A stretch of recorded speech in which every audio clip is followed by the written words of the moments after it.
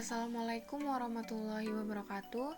Saya Melisa Sundari Putri, kelas 4B D4 Akuntansi, nomor BP 1811021010.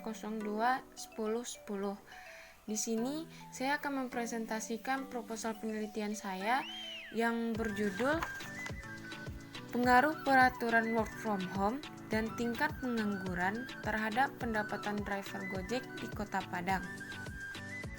Baik, bab 1 pendahuluan. Latar belakang. Merebaknya coronavirus disease 19 atau yang biasa kita sebut dengan COVID-19 diumumkan oleh WHO pada tanggal 11 Maret 2020, yang mana ia mengatakan wabah ini merupakan wabah penyakit yang mematikan. Virus corona ini merupakan virus yang dapat berpindah dari hewan terhadap manusia. Virus ini menyerang pada sistem pernafasan mulai dari flu biasa sampai penyakit yang lebih parah.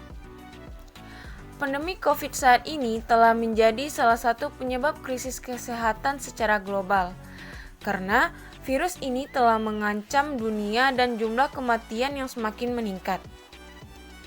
Beberapa bulan terakhir, corona dengan begitu cepat menyebar dan menginfeksi manusia di berbagai belahan bumi, termasuk Indonesia. Sejak pengumuman di Indonesia mengenai penambahan pasien positif dan penyebaran yang begitu cepat, membuat masyarakat menjadi semakin khawatir, karena pada awalnya mereka mengira penyakit COVID ini hanyalah penyakit biasa dan dapat disembuhkan sendirinya. Ternyata pendapat tersebut salah.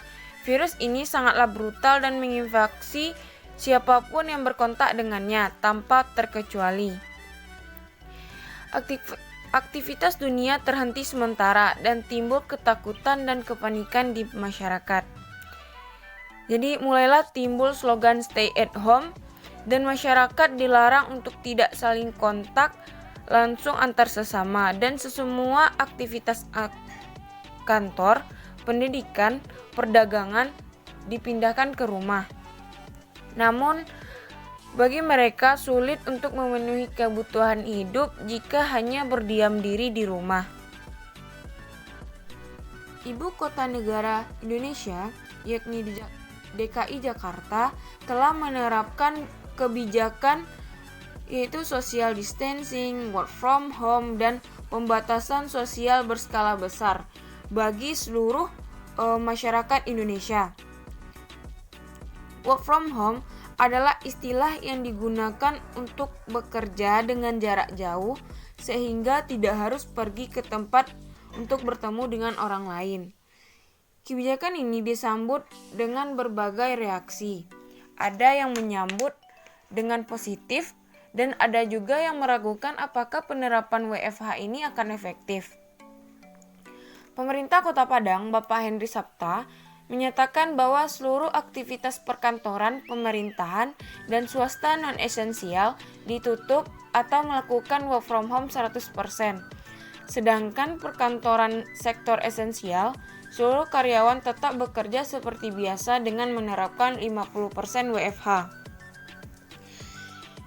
Dengan kebijakan ini, segala kegiatan masyarakat dihentikan dan ini sangat memberikan dampak kepada masyarakat, khususnya kegiatan perekonomian.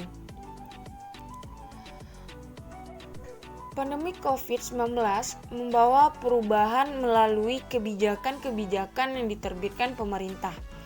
Perubahan ini yang kemudian berdampak pada berbagai sektor seperti sektor ekonomi, sosial, pariwisata, politik, hingga psikologis masyarakat. Karena tidak semua kegiatan perekonomian yang dapat menerapkan sistem work from home. Berdasarkan survei, ada beberapa profesi yang harus tetap keluar rumah untuk dapat bekerja, seperti pengemudi online, sopir taksi, sopir angkot, pedagang kuliner, hingga pelaku UMKM. Semua ini merupakan kelompok yang paling terdampak karena penghasilan mereka yang sangat bergantung pada aktivitas fisik di luar rumah. Sedangkan kebijakan WFH ini berlawanan dengan profesi mereka. Pandemi COVID ini juga memberikan dampak kepada masyarakat menengah ke bawah karena Kurangnya persiapan masyarakat yang menyebabkan ekonomi masyarakat menjadi mati suri.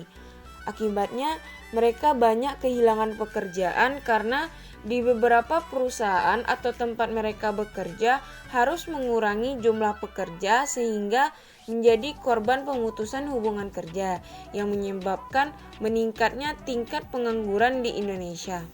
Menurut Disnakertrans Sumatera Barat, terdapat lebih kurang 10.000 pekerja yang terpaksa dirumahkan dan 630 orang lainnya di PHK. Itu bukanlah angka yang sedikit. Dengan meningkatnya angka pengangguran memberikan dampak yang luar biasa terhadap pekerjaan khususnya di bidang transportasi. Setelah pemberlakuan kebijakan yang ditetapkan oleh pemerintah memberikan pembatasan pergerakan barang dan manusia, seperti pembatasan jumlah penumpang dalam setiap kendaraan, pembatasan aktivitas online, tidak boleh melakukan perkumpulan dengan lebih dari 5 orang, mewajibkan pemakaian masker di luar rumah, serta dilarang untuk pulang kampung. Saat masa pandemi, penggunaan transportasi online mengalami penurunan.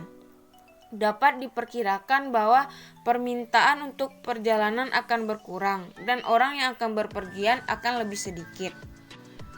Gojek merupakan salah satu layanan aplikasi transportasi online yang terbesar. Pengguna aktif transportasi online mengalami penurunan secara signifikan sejak pertengahan Maret 2020.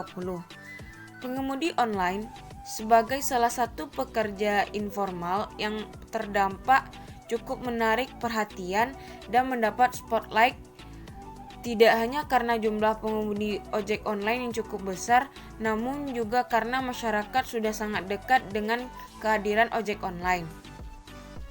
Karena kebijakan pemerintah tersebut membuat driver online tidak dapat menerima atau mengambil pesanan penumpang.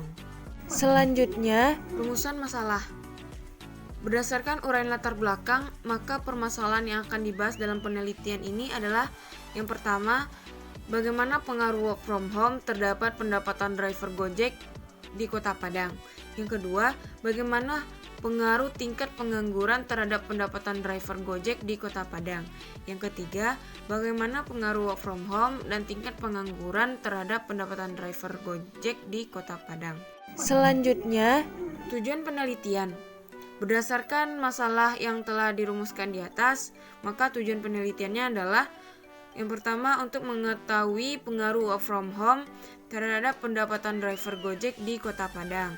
Yang kedua, untuk mengetahui pengaruh tingkat pengangguran terhadap pendapatan driver Gojek di Kota Padang. Yang ketiga, untuk mengetahui pengaruh work from home dan tingkat pengangguran terhadap pendapatan driver Gojek di Kota Padang.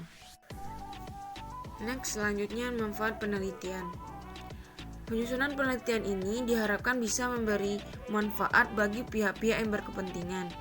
Manfaat penelitian ini yang pertama, bagi masyarakat, penelitian ini diharapkan memberikan sumbangan kontributif terhadap pengembangan ilmu pengetahuan, serta dapat memberikan informasi tentang pengaruh work from home dan tingkat pengangguran terhadap pendapatan driver Gojek baik sebelum pandemi COVID dan saat masa pandemi COVID. Yang kedua, bagi perusahaan. Penelitian ini diharapkan bisa dijadikan masukan bagi perusahaan dalam mengambil keputusan dan perusahaan dapat mengetahui bagaimana kondisi dari driver Gojek dalam masa pandemi COVID-19. Yang ketiga, bagi penelitian selanjutnya. Penelitian ini diharapkan dapat memberikan wawasan dan sebagai bahan untuk dijadikan dasar dalam pengembangan penelitian selanjutnya mengenai faktor-faktor yang mempengaruhi penurunan pendapatan Gojek di masa pandemi COVID-19. Bab 2, tinjauan pustaka. Landasan teori. Yang pertama itu adalah konsep pendapatan. Pendapatan mampu dijadikan ukuran untuk menilai keberhasilan suatu usaha serta menjadi faktor yang mampu menentukan untuk kelangsungan suatu usaha. Menurut Falevi tahun 2013, ketika dalam waktu tertentu masyarakat atau perusahaan mampu mendapatkan pemasukan sejumlah uang, maka hal tersebut dapat diartikan sebagai pendapatan. Menurut PSAK 23 tahun 2009, pendapatan adalah arus kas masuk bruto dari manfaat ekonomik yang timbul dari aktivitas normal entitas selama satu periode. Jika arus masuk tersebut mengakibatkan kenaikan ekuitas yang tidak berasal dari kontribusi penanaman modal.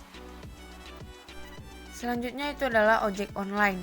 Menurut Anor pada tahun 2016, penjelasan ojek menurut Kamus Besar Bahasa Indonesia adalah sepeda motor yang ditambangkan dengan cara memboncengkan penumpang yang menyewa. Ojek online yakni alat transportasi yang digunakan untuk mengangkut penumpang dari satu tujuan ke tujuan lain dengan menggunakan teknologi dan memanfaatkan aplikasi pada telepon genggam, yang kemudian menarik bayaran menggunakan kendaraan roda 2 dengan berplat hitam. Yang ketiga itu adalah WFH atau work from home. Menurut Mustajab pada tahun 2020 berpendapat bahwa work from home perubahan organisasi dalam memberikan tugas juga kewajiban kepada pekerja dengan melarang pekerja untuk melakukan tugasnya di kantor maupun rapat di dalam ruangan sehingga karyawan harus bekerja dari rumah. WFH adalah istilah untuk bekerja secara jarak jauh sehingga para pekerja tidak harus pergi keluar dan berhadapan dengan orang lain. Penerapan WFH dilaksanakan untuk mengurangi penyebaran COVID-19. Yang keempat itu adalah tingkat pengangguran.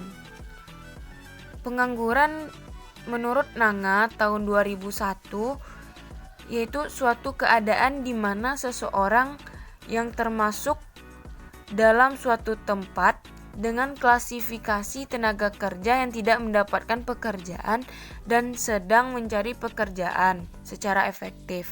Sedangkan menurut Yakob pada tahun 2012 menyatakan bahwa pengaruh pengangguran menyebabkan status sosial ekonomi masyarakat menjadi menurun, maka akan berpengaruh terhadap kesehatan dan pendapatan.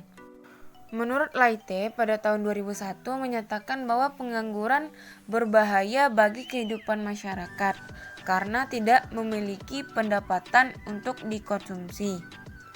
Menurut data dari BPS pada tahun 2020 menyatakan pada tahun 2020 terjadi peningkatan pengangguran sebesar 2,67 juta orang. Pengangguran merupakan salah satu penyakit ekonomi yang berpengaruh terhadap tingkat pertumbuhan ekonomi. Selanjutnya itu adalah penelitian terdahulu. Yang pertama, penelitian dilakukan oleh Fahri Abdul Jalil et al. Pada tahun 2019 dengan judul meningkatnya angka pengangguran di tengah pandemi COVID-19. Hasil penelitiannya menunjukkan bahwa pandemi COVID-19 memiliki pengaruh terhadap peningkatan pengangguran. Bahkan prediksinya akan terus bertambah jika pandemi ini tidak segera berlalu. Dan angka pengangguran meningkat di masa pandemi disebabkan banyaknya yang di PHK karena adanya aturan pemerintah seperti lockdown, PSBB, social distancing, dan WFH. Penelitian yang kedua yang dilakukan oleh Retnowati W.D. Tuti pada tahun 2020 dengan judul Analisis Implementasi Kebijakan Work from Home pada Kesejahteraan Pengemudi Transportasi Online di Indonesia. Hasil penelitiannya adalah implementasi kebijakan work from home menimbulkan akibat turunnya kesejahteraan para pengemudi transportasi online karena sebagian besar orang tinggal di rumah. Di bidang kesehatan, kebijakan WFH dapat mengurangi penularan COVID, tetapi di bidang ekonomi, pendapatan masyarakat turun drastis. Penelitian yang ketiga yaitu dilakukan oleh Jihana Kirana et al. Pada tahun 2020 dengan judul Analisis Dampak COVID-19 pada Masyarakat Sumatera Utara. Hasil penelitiannya menunjukkan bahwa kebijakan yang ditetapkan oleh pemerintah yakni PSBB, PPKM, dan WFH dapat menurunkan pendapatan ekonomi masyarakat dan juga berpengaruh terhadap dunia pendidikan. Yang keempat, itu adalah penelitian yang dilakukan oleh Irfan Saputra pada tahun 2021 dengan judul Pengaruh COVID-19 terhadap pendapatan driver ojek online di daerah Mataram. Hasil penelitian ini menunjukkan bahwa variabel COVID-19 secara parsial berpengaruh positif signifikan terhadap pendapatan driver ojek online.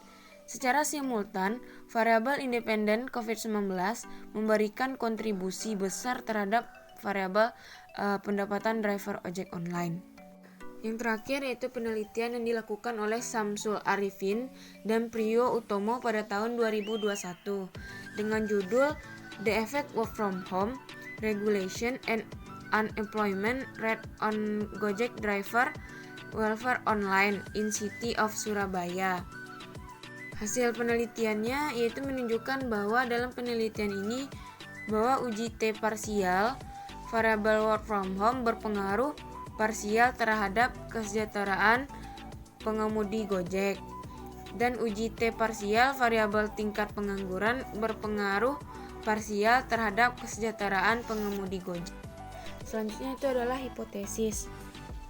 Yang pertama, pengaruh work from home terhadap pendapatan driver Gojek.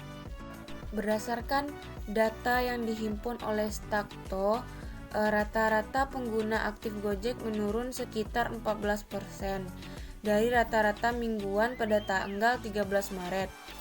Sekitar 3,2 juta pengguna menjadi hanya 2,5 juta pengguna pada Maret 2020.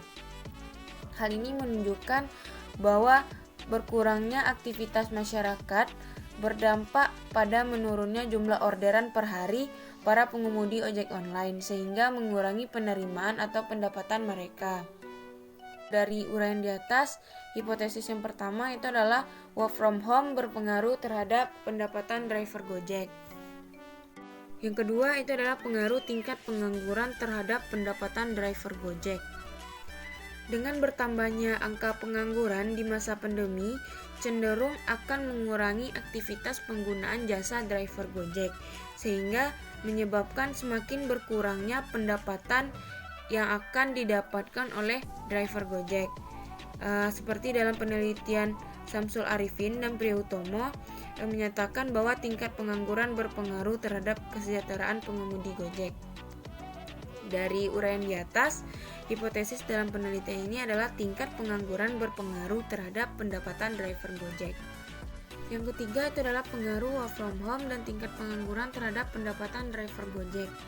Pengaruh work from home dan tingkat pengangguran terhadap pendapatan driver Gojek di Kota Padang dengan adanya kebijakan yang dibuat oleh pemerintah yaitu WFH membuat beberapa instansi atau perusahaan harus merumahkan pekerjanya sehingga menyebabkan meningkatnya pengangguran dan membuat perekonomian semakin memburuk, khususnya di bidang transportasi. Berdasarkan penelitian yang dilakukan oleh Samsul Arifin dan Priyo Utomo, menyatakan bahwa uji T parsial variabel work from home berpengaruh secara parsial terhadap kesejahteraan pengemudi Gojek dan uji T parsial variabel tingkat pengangguran berpengaruh parsial terhadap kesejahteraan pengemudi Gojek. Oleh karena itu, hipotesis dalam penelitian ini adalah kebijakan work from home dan tingkat pengangguran berpengaruh positif terhadap pendapatan driver Gojek. Untuk kerangka penelitian, yaitu berikut ini merupakan kerangka konseptual yang menggambarkan model penelitian dan hubungan antar variabel yang digunakan dalam penelitian ini. Yang pertama itu adalah work from home X1, tingkat pengangguran X2, dan pendapatan driver Gojek Y. Bab ketiga itu adalah metodologi penelitian. Yang pertama, jenis penelitian. Berdasarkan rumusan masalah dan tujuan yang telah peneliti paparkan, maka penelitian ini merupakan penelitian kuantitatif yang menekankan pada pengujian teori melalui pengukuran variabel penelitian dengan angka dan melakukan analisis data dengan produk statistik. Yang kedua itu populasi dan sampel. Menurut Sugiono, populasi merupakan keseluruhan sekelompok orang, kejadian atau hal minat yang peneliti investigasi segala sesuatu yang mempunyai karakteristik tertentu. Populasi dalam penelitian ini adalah driver transportasi online atau Gojek yang ada di Kota Padang. Sedangkan sampel adalah bagian dari populasi atau sejumlah anggota yang terpilih sebagai sumber data. Sampel yang digunakan dalam penelitian ini adalah hasil dari tanggapan responden terkait pertanyaan yang diberikan. Dengan teknik penarikan sampel adalah purposive sampling method, yaitu penentuan sampel atas dasar kesesuaian karakteristik dan kriteria tertentu yang mana bertujuan untuk mendapatkan sampel yang sesuai. Yang ketiga itu adalah jenis data dan sumber data. Dalam penelitian ini, data yang digunakan adalah data primer. Data primer adalah data yang diperoleh langsung tanpa perantara. Penelitian ini bersumber dari kuesioner yang dibagikan kepada Gojek yang ada di Kota Padang. Kuesioner adalah cara pengumpulan data yang dilakukan dengan daftar pertanyaan yang dibagikan kepada responden untuk diisi sesuai dengan keperluan. Yang keempat itu adalah pengukuran variabel penelitian. Pertama, variabel dependen. Variabel dependen merupakan variabel yang dijelaskan atau dipengaruhi oleh variabel independen. Variabel dalam penelitian ini adalah pendapatan driver Gojek di Kota Padang. Menurut teori Georgi Mankiw, yaitu laba dapat dikategorikan sebagai pendapatan. Pendapatan diperoleh dari laba adalah hasil pengangguran dari pendapatan total dikurangi biaya total. Yang kedua itu adalah variabel independen. Yang pertama, work from home. Kebijakan work from home atau yang biasa kita sebut dengan bekerja dari rumah merupakan anjuran bagi pemerintah bagi masyarakat Indonesia khususnya. Telecommuting work atau telework didefinisikan sebagai pengaturan kerja alternatif di mana karyawan bekerja dari lokasi alternatif untuk setidaknya sebagian besar dari jadwal kerja mereka menggunakan media elektronik untuk berinteraksi dengan anggota lainnya. Variabel dan yang kedua itu adalah tingkat pengangguran. Pengangguran dianggap salah satu faktor penyebab kemiskinan karena ketidakmampuan mendapatkan pekerjaan yang layak untuk memenuhi kebutuhan hidup. Menurut Sudono, pada tahun 2004, efek buruk dari pengangguran adalah mengurangi pendapatan masyarakat yang pada akhirnya mengurangi tingkat kemampuan yang telah dicapai seseorang. Semenjak pandemi COVID-19, tak sedikit perusahaan-perusahaan yang menutup kegiatan operasionalnya. Ada yang sementara, ada juga yang hingga batas waktu yang tidak ditentukan. Mau tidak mau, pekerja akan menganggur untuk sementara waktu. Tidak hanya itu, adanya aturan pemerintah tentang social distancing, lockdown, WFH dan PSBB bagi daerah zona merah menyebabkan gerak masyarakat menjadi terbatasi, sehingga menyebabkan masyarakat banyak yang menganggur. Selanjutnya itu adalah metode analisis data. Pada penelitian ini, pengujian hipotesis yang digunakan adalah uji regresi linear berganda.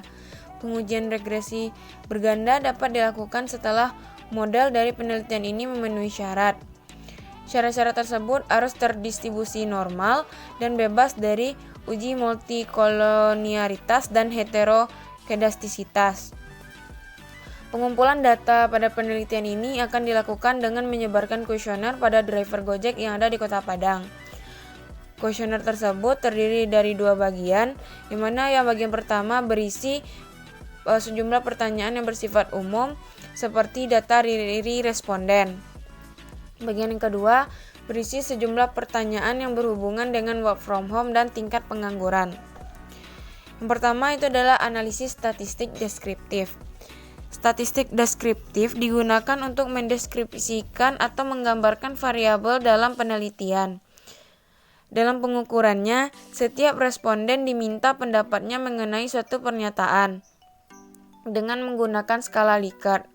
Model skala Likert adalah skala penilaian untuk mengukur pendapat, persepsi, atau sikap seseorang atau sekelompok orang dengan memberikan rentang nilai. Skala Likert menggunakan skala penilaian dari 1 sampai dengan 5 untuk mendapatkan jawaban sangat tidak setuju sampai dengan jawaban sangat setuju. Yang kedua itu adalah uji asumsi klasik. Untuk menguji apakah persamaan garis regresi yang diperoleh linear bisa dipergunakan untuk melakukan peramalan, maka harus dilakukan uji asumsi klasik, yaitu uji normalitas. Uji normalitas bertujuan untuk menguji apakah dalam model regresi yang dibuat berdistribusi normal atau tidak. Data yang terdistribusi normal akan memperkecil kemungkinan terjadinya bias. Model regresi yang baik adalah memiliki distribusi data normal atau mendekati normal. Untuk menguji apakah distribusi data normal atau tidak dapat dilakukan dengan menggunakan uji Kolmogorov atau Kolmogorov-Smirnov, yaitu dengan membandingkan distribusi kumulatif relatif hasil observasi dengan distribusi kumulatif teorinya. Yang kedua itu adalah uji multikolinearitas. Uji multikolinearitas merupakan suatu keadaan di mana satu atau lebih variabel independen berkolerasi sempurna atau mendekati sempurna dengan variabel independen lainnya. Untuk menguji adanya multikolinearitas dapat dilakukan dengan menganalisis korelasi antar variabel dan perhitungan nilai toleransi serta VIF. Apabila terdapat korelasi signifikan antar variabel bebas, maka akan terjadi multikolinearitas. Pengambilan keputusan dengan nilai tolerans atau VIF adalah sebagai berikut. Jika nilai toleransi besar dari 0,10 atau nilai VIF kecil dari 10, berarti tidak terjadi multikolinearitas. Jika nilai toleransi kecil dari 0,10 atau nilai VIF besar dari 10, berarti terjadi multikolinearitas. Selanjutnya itu adalah uji heterokedastisitas. Uji heterokedastisitas bertujuan untuk menguji apakah dalam model regresi terjadi ketidaksamaan varians dari residual satu pengamatan ke pengamatan yang lain. Jika variansi dari residual satu pengamatan ke pengamatan lain tetap, maka disebut homoskedastisitas atau tidak terjadi heterokedastisitas. Yang ketiga itu adalah analisis regresi linear berganda. Untuk mendapatkan hasil analisis data yang valid dan mendukung hipotesis dalam penelitian ini, maka teknik analisis yang digunakan adalah analisis regresi linear berganda. Dalam pengolahan data, penelitian menggunakan software SPSS. Analisis regresi linear berganda digunakan untuk menguji pengaruh dua atau lebih variabel independen terhadap variabel dependen. Hal ini bertujuan agar penelitian dapat diinterpretasikan secara efektif dan efisien. Keempat itu adalah pengujian hipotesis. Ketepatan fungsi regresi dalam menaksir nilai aktual dapat diukur dari goodness of fit. Pada prinsipnya, bertujuan untuk mengetahui apakah sebuah distribusi data dari sampel mengikuti sebuah distribusi teoritis tertentu atau tidak. Untuk mengetahui apakah kenyataan tersebut masih bisa dianggap selaras dengan distribusi teoritis, akan digunakan uji goodness of fit. Ini dapat diukur dari nilai determinasi, nilai statistik F, dan nilai statistik T.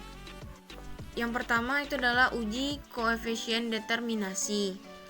Koefisien determinasi bertujuan untuk mengukur seberapa jauh kemampuan model dalam menerangkan variasi independen.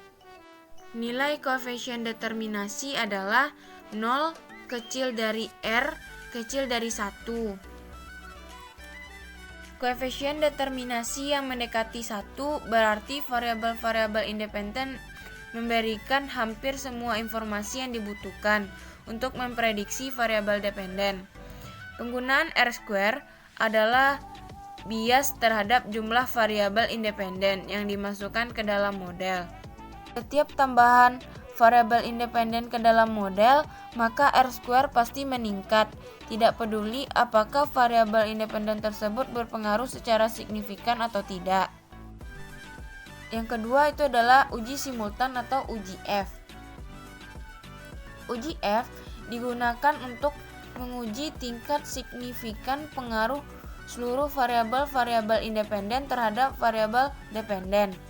Pengujian ini dilakukan menggunakan taraf nyata atau level of significance sebesar 0,05. Jika signifikan F besar dari 0,05 atau F hitung kecil dari F tabel, maka hipotesis ditolak. Ini berarti bahwa secara simultan semua variabel independen tersebut tidak mempunyai pengaruh terhadap variabel dependen. Jika signifikan F kecil dari 0,05 atau F hitung besar dari F tabel, maka hipotesis diterima. Ini berarti secara simultan semua variabel independen tersebut mempunyai pengaruh terhadap variabel dependen. Yang terakhir itu adalah uji parsial atau uji T. Pengujian ini pada dasarnya menunjukkan seberapa jauh pengaruh satu variabel independen secara individual dalam menerangkan variabel dependen. Uji T digunakan dalam menentukan pengaruh yang paling dominan antara masing-masing variabel independen untuk menjelaskan variabel-variabel dependen dengan tingkat signifikan 5%. Penolakan atau penerimaan hipotesis dilakukan dengan kriteria sebagai berikut. Jika signifikan besar dari 0,05 atau T hitung kecil dari T tabel, maka hipotesis ditolak. Koefisien regresi tidak signifikan. Ini berarti bahwa secara parsial variabel independen tersebut tidak mempunyai pengaruh yang signifikan terhadap variabel dependen. Yang kedua, jika signifikan kecil dari 0,05 atau T hitung besar dari T tabel, maka hipotesis diterima. Koefisien regresi signifikan ini berarti bahwa secara parsial variabel independen tersebut mempunyai pengaruh yang signifikan terhadap variabel dependen. Sekian penampilan video proposal penelitian saya. Saya akhiri. Assalamualaikum warahmatullahi wabarakatuh.